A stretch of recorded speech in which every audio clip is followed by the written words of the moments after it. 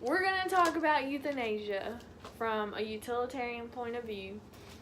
I think somebody who is actively dying, who is like terminally ill, should be able to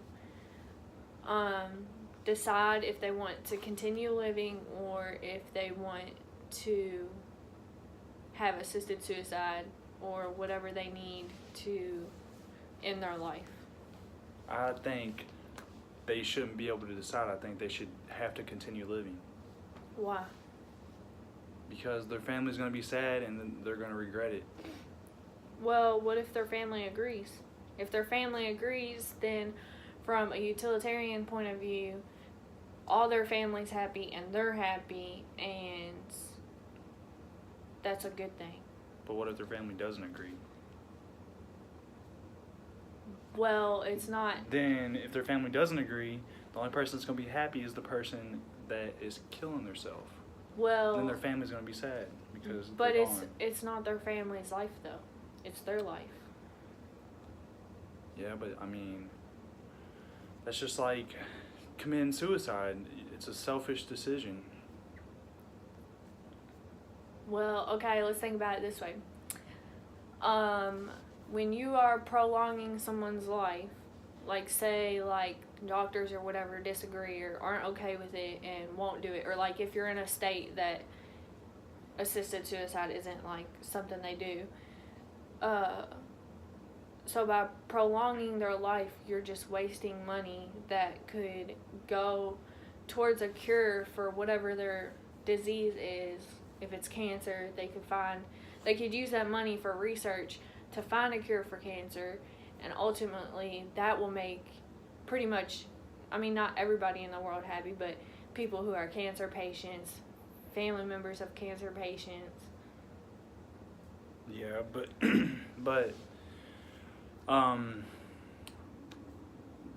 but if you believe in God, you don't get to choose when you die. He chooses when you die. But what if they don't believe in God? But what if they do? I mean,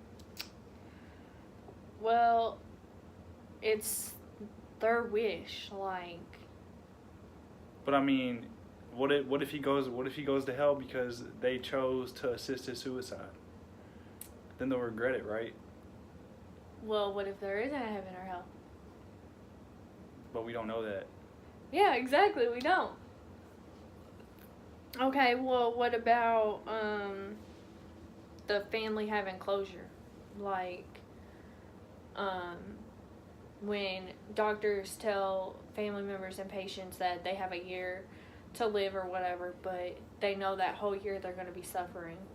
Like someone who has cystic fibrosis, like they're going to die, but they could just like get pneumonia or something and like die within a day because their lungs are just so full of mucus and stuff.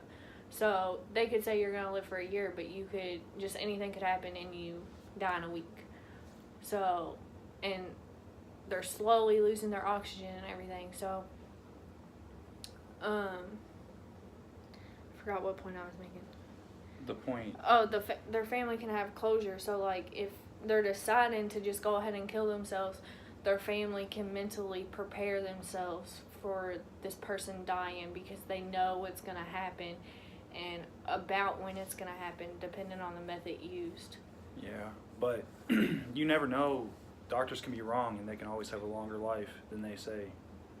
They could live for like 5 more years. They're not always accurate.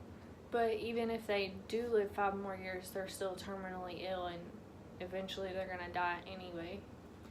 Well, so you're just prolonging their suffering, which doesn't make them happy, and it won't make their family happy because they're sitting here watching their loved one suffer.